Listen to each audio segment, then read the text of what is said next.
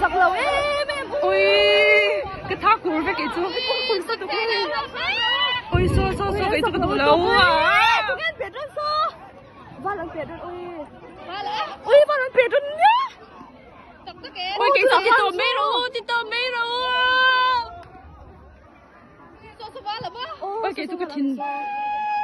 Ôi, nó tiếc rồi đó. Thôi, anh nghe ông.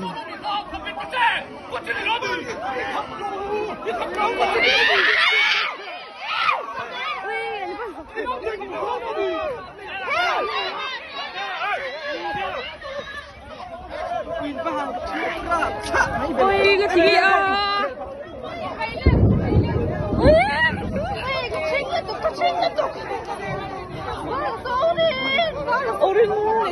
Antighe ông.